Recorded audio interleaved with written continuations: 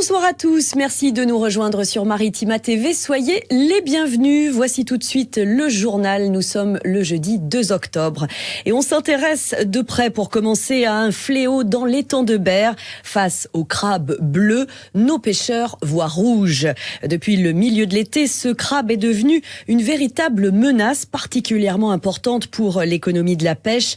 En plus de totalement modifier l'écosystème, il déchiquette les prises des pêcheurs et endommage même leur filet. C'est un gouffre économique qui se dresse face à des pêcheurs désespérés. Joe Temple les a rencontrés au port Sanson à Berre-l'Étang. Comme depuis le 1er septembre et la réouverture de la pêche à l'anguille, le café est amer ce matin. Sur le quai, les pêcheurs ne peuvent que constater les dégâts. Les filets remontent entièrement troués et remplis de crabes. On ne se rendait pas compte jusqu'à maintenant parce qu'on n'avait pas l'autorisation de caler ces filets-là. Et là, maintenant qu'on a l'autorisation, qu'on est bien répartis sur l'étang, on l'ensemble de partout, c'est beaucoup plus catastrophique que ce qu'on pensait. Ça ne sert à rien de caler, on perd plus de matériel que ce qu'on gagne. À l'heure qu'il est, c'est pratiquement un arrêt de l'activité sur différentes pêches. Comme son père, son grand-père et son arrière-grand-père avant lui, Franck a passé sa vie à pêcher dans l'étang de Berre. Il est catégorique, on entre dans la plus grande crise que l'étang ait connue. On est toujours arrivé plus ou moins à s'adapter avec l'arrivée des méduses, avec l'arrivée de certaines pollutions qu'il y a eu. Il y a toujours eu un petit peu. Mais à ça, on ne peut pas s'adapter, c'est pas possible. Ça nous détruit le matériel, donc on ne peut pas travailler. On ne pourra plus travailler. Lamine Baptiste se désole de voir son matériel accumulé pendant 20 ans être détruit à une telle vitesse. Le pêcheur de 45 ans n'a fait qu'un cinquième de son chiffre d'affaires habituel sur la deuxième quinzaine de septembre. Au niveau économique, c'est une catastrophe. Oui. Je vais piocher dans les économies pour payer toutes les charges. Seul petit espoir avec l'arrivée de l'hiver. Si l'eau descend en dessous des 14 degrés, le crabe devrait s'enfouir pour survivre. Il va y avoir ce répit-là pour les professionnels et pour réussir à s'adapter et à préparer la saison prochaine pour que les professionnels soient capables, en étant accompagnés, de le pêcher plus et de limiter sa croissance. Cet argument ne suffit pas à convaincre les pêcheurs qui craignent un hiver trop chaud pour vaincre le crustacé. Ils ont besoin de moyens à court terme. Il n'y a pas beaucoup de solutions. Les premières solutions, c'est de nous aider à investir dans du matériel qui va nous permettre déjà d'essayer de les réguler au moins, parce que les éradiquer, ce ne sera pas possible. Et la deuxième solution, c'est de nous indemniser pour la pêche, puisque si demain on se met à pêcher des crabes et qu'on détruit du matériel, c'est pas viable pour nous, c'est pas ni viable ni rentable. Demain, toutes les entreprises elles vont fermer. Le modèle économique est en danger et même si le crabe bleu a très bon goût, les habitudes de consommation et le fonctionnement actuel du marché en Provence ne permettent pas aux pêcheurs de l'envisager comme source de revenus principal. En plus de solutions à court terme, les représentants des pêcheurs rencontraient cet après-midi les représentants de la région. Affaire à suivre sur maritima.fr. Presque un an après les grandes manifestations dans le monde paysan, les mesures annoncées prennent du temps. La nouvelle ministre de l'Agriculture, Anne Genevard, qui vient d'être nommée au gouvernement, et déjà les agriculteurs ont des revendications à lui faire part. Celles qu'ils demandaient l'année dernière, qui sont trop lente, voire pas prise du tout. Demain, la Confédération paysanne des Bouches-du-Rhône compte rencontrer la ministre au sommet de l'élevage à côté de Clermont-Ferrand. Contacté par Sarah Le Guen, François Borel, porte-parole de ce syndicat, revient sur les sujets qu'ils vont aborder. Écoutez. On va rencontrer les nouvelles équipes nationales, du ministère, et puis continuer à se battre et à défendre des choses. Le sujet du jour, c'est la façon dont on traite les agriculteurs qui sont touchés par les différentes maladies épidémiques qui se profilent là. Il faut absolument qu'on ait des réponses, qu'on ait une prise en charge complète et totale de l'aide et du soutien aux agriculteurs qui se trouvent confrontés à la fièvre catarrhale ou maladies qui concernent plus les bovins. Donc là, c'est clair et net qu'il nous faut des réponses. Mais après, des sujets sur le travail qui peut être fait sur les petites structures plutôt que les grandes firmes, des sujets de fond qui sont toujours les mêmes et pour lesquels on se bat. Et là, on lâche rien, on lâchera pas. Parmi les propositions faites par Michel Barnier hier, toujours lors de sa déclaration de politique générale, dans le registre enseignement, faire revenir les professeurs retraités pour pallier les absences. Dans un système éducatif en peine, cette proposition a du mal à passer auprès des principaux intéressés. Annie Sandamiani est responsable de la section retraitée du SNES FSU sur l'Académie d'Aix-Marseille. Elle est elle-même ancienne professeure de lettres istréenne. Écoutez. Ça fait déjà quelques fois que des ministres tentent de trouver cette solution miracle pour pallier le manque de jeunes enseignants en disant que puisqu'on a des retraités, on peut faire appel à eux. Venir leur dire aujourd'hui que finalement, c'est pas fini, mais qu'ils vont encore pouvoir, alors pas encore nous obliger, mais enfin pouvoir rempiler pour pallier tous les manques de recrutement, puisque la question elle est bien là, c'est insupportable pour la grande majorité d'entre nous, aussi bien les retraités actuels que les bientôt retraités, je dirais. Des propos recueillis par Joe Temple. La FCPE, association de parents d'élèves à Istres, rappelle d'ailleurs un rassemblement devant la sous-préfecture demain matin pour protester contre l'absence et le non-remplacement des professeurs. Sur le plan sportif, l'horizon s'éclaircit pour les Jeux Olympiques 2030. Le Premier ministre a apporté au Comité international olympique la garantie financière de l'État nécessaire à l'officialisation de l'attribution des Jeux d'hiver de 2030 aux Alpes françaises. Notre région Provence-Alpes-Côte d'Azur, tout comme la région Rhône-Alpes-Auvergne, est concernée. En juillet, le CIO, souvenez-vous, avait attribué ces JO d'hiver aux Alpes sous réserve de fournir les garanties financières de l'État et des régions. Eh bien, c'est chose faite. Avis aux usagers du pont Levant à Martigues. On revient sur notre territoire en raison des travaux effectués par le grand port maritime de Marseille. Sur le pont Levant, donc en centre-ville de Jonquière à Martigues, la circulation des véhicules et des piétons est interdite dès 22h ce soir. Et ce sera le cas jusqu'à 6h du matin. Prenez donc vos précautions. On reste à Martigues, côté littoral cette fois, avec la venue surprise de Monsieur Thierry Lhermitte. Hier, l'acteur qu'on ne présente plus a participé au lancement des travaux en vue de la réouverture du camping Les Tamaris. On vous en parlait en détail hier. Ce camping entièrement détruit par les flammes en 2020, qui vient d'être racheté par le groupe Posado. Thierry Lhermitte en est l'un des associés. À l'origine, c'est une histoire de copains. C'est ce qu'il a confié au micro de Cédric Lombard. Focus à présent sur une opération coup de cœur née sous une bonne étoile portée par l'organisation 13e Homme a été lancée il y a une quinzaine de jours à l'hôpital Nord de Marseille en présence de Pablo Longoria, Cecilia Barantini et Fabrizio Ravanelli. À l'occasion pour Maritima de détailler les contours de cette opération qui fleure bon l'OM. L'Olympique de Marseille donne de l'importance à son implantation sur son territoire, à Marseille notamment.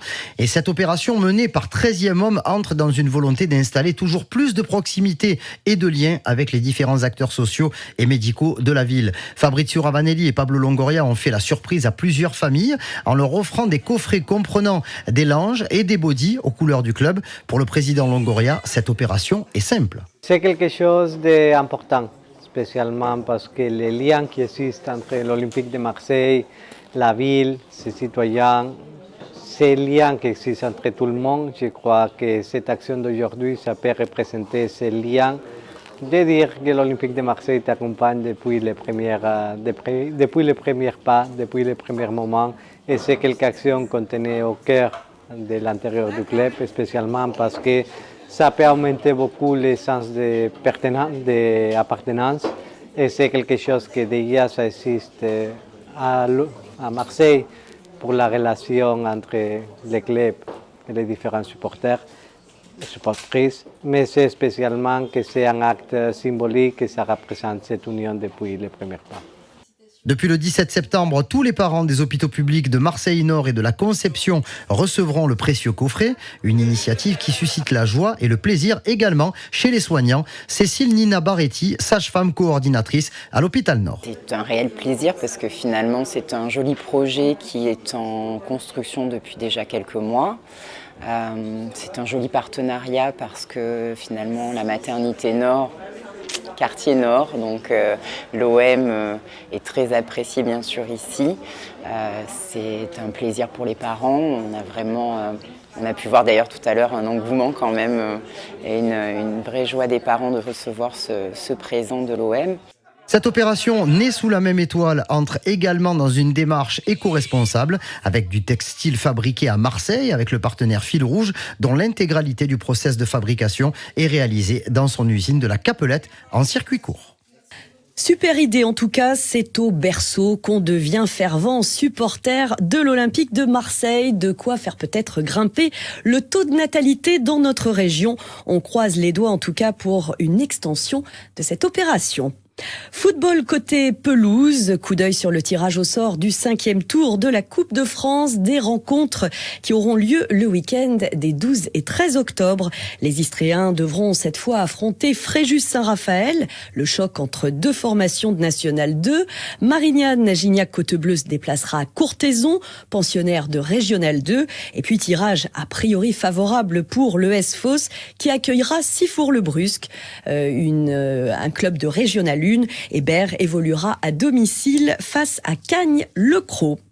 Au niveau international, la Ligue des Champions se poursuit après la large victoire de Brest 4-0 à Salzbourg et puis une réalisation du Martégal Camara. On n'est pas peu fiers, sans oublier la défaite du PSG 2-0 face à Arsenal hier. Eh bien, Lille affronte le Real Madrid ce soir et puis Monaco est opposé au Dynamo Zagreb. Coup d'envoi de ces rencontres à 21h. En basket, les Bayers n'ont pas fait le poids en Savoie. 86-66, c'est donc une lourde défaite hier soir face à Aix-Maurienne. Les Phocéens, qui avaient pourtant bien commencé le match, ont été plombés par un deuxième quart-temps catastrophique et puis par leur maladresse à 3 points. Les 15 points engrangés par Mamadou Niang n'ont pas suffi à remonter le score. Il s'agit de la deuxième défaite en 4 journées de Pro B après avoir perdu leur premier match à domicile contre Pau. Fos est donc 11e au classement, loin derrière les leaders Pau, Boulazac, Roanne et Blois. Les Provençaux rejouent ce samedi avec la réception de Rouen à 20h à la halle Henri Juita. Ils ont besoin de leurs supporters à bon entendeur. Si je vous dis tambourin, bon, vous pensez instrument de musique, mais c'est aussi une discipline sportive. Et oui, une variante du tennis qui se joue sur des terrains bien plus longs et avec un tambourin, justement, en guise de raquette. Figurez-vous que le mondial de sport tambourin s'est déroulé le week-end dernier dans notre région. C'était à l'espace Tino Rossi au Pen Mirabeau. L'occasion de découvrir ce sport pour lequel, vous allez le constater, la convivialité est aussi importante que la performance. Écoutez les réactions des participants au micro de Flavio Noriga. La devise de notre club, depuis que j'ai pris la présidence, depuis 20 ans, est compétition et convivialité. C'est-à-dire que sur le terrain, nous allons tout faire pour gagner dans les règles sportives, évidemment. Et par contre, une fois le match est fini, c'est la convivialité qui prend le dessus. On se régale et puis on voit tous les amis, tous les gens qu'on ne voit pas forcément toute la saison. Du coup, on essaie de jouer, après on passe un moment ensemble. Sympa. C'est incroyable parce que du coup, on se connaît tous depuis de nombreuses années. On fait les championnats de France tous ensemble. On a même fait des Coupes d'Europe ensemble. Donc on va dire qu'on se connaît tous entre joueurs. Et c'est ça qui fait un peu l'esprit famille du tambourin. On a le sourire, donc c'est génial. C'est vraiment magnifique et j'encourage les organisateurs qui font quelque chose de vraiment merveilleux, qui nous permet de nous régaler, de pouvoir fêter le tambourin. Donc ça se passe bien pour nous, on se régale et je pense que ce week-end c'est vraiment la fête pour nous. Après on va rentrer chez nous et on va garder de bons souvenirs. Avouez que ça motive. Pourquoi ne pas vous mettre au tambourin, vous aussi, pour cette nouvelle saison sportive? Avant de se quitter, coup de projecteur sur un jeune Martégal qui cartonne littéralement sur les réseaux sociaux avec ses recettes. Salade Toto Oignon, c'est le nom du compte Insta de Thomas, créé il y a 2 ans. Cet influenceur de 24 ans, originaire de Martigues, cumule désormais plus de 400 000 abonnés sur TikTok et Instagram. Grâce à ces recettes accessibles qui ont su séduire. Il en a même fait un livre. Écoutez un extrait de son passage sur nos ondes. C'était dans l'émission La Famille. Alors je me suis lancé parce que j'étais encore dans les études quand j'étais en alternance. Donc je voulais participer un peu aux recettes étudiantes et partager les recettes que je faisais pas cher, rapide, etc. sur mes réseaux pour aider un peu les autres. J'avais un peu de temps. Je me suis lancé là-dedans et maintenant ça s'est transformé un peu en plein de recettes faciles, rapides à faire, parfois peu chères, mais c'est vraiment toute cette cette idée-là de partager vraiment des recettes. Et voilà, j'étais passionné par la pâtisserie depuis tout petit. Et là, bon, il y a un peu moins de pâtisserie sur mes réseaux sociaux, mais c'est un peu cet amour de la cuisine, bien manger surtout, on aime bien manger. Il y a un peu de tout sur le compte, il y en a encore plus dans le livre. J'ai un peu teasé du coup le sujet, mais en fait, c'est des recettes, il y a un peu de tout. Il y a vraiment de l'apéro au brunch, des plats au dessert, mais aussi des fast-food, mais fast-food fait maison. Donc si on veut un wrap, par exemple, on le fait nous-mêmes avec des ingrédients de chez nous. C'est beaucoup plus rapide et beaucoup plus sain à manger que dans certains fast-food. Et ça donne envie, de quoi varier les plaisirs et puis surtout oublier les casse-têtes des menus au quotidien. Interview à retrouver sur notre site maritima.fr et puis surtout guetter nos réseaux sociaux, Facebook, Instagram. Le livre de recettes de Thomas sera à gagner dès demain soir. Je sens que ça va avoir du succès.